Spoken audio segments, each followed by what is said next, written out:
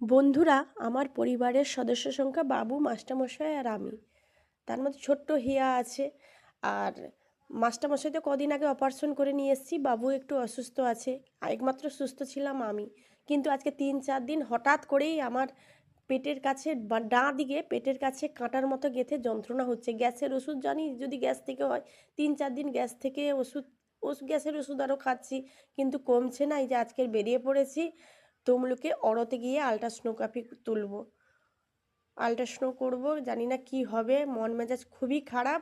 হিয়াটাকে তার দিদুনের এবং দাদুভাইয়ের কাছে রেখে দিয়ে এই যে যাচ্ছি, তমলুক যাচ্ছি। বন্ধুরা, মনটা খুব খারাপ হয়ে গেছে, জানি না কি রিপোর্ট আসবে। এই যে বেরিয়ে পড়ছি, যাব তমলুকে। বন্ধুরা, কপালটা সত্যিই খারাপ, রিপোর্ট খুব খারাপ এসছে। রিপোর্ট দেখে থ মেরে বসে গেছি। আর এখন এসছি দীপঙ্কর ভট্টাচার্যর চেম্বারে তমলুকে, মাস ক্লিনিকে চলে এসছি। পরপর আপডেট নিয়ে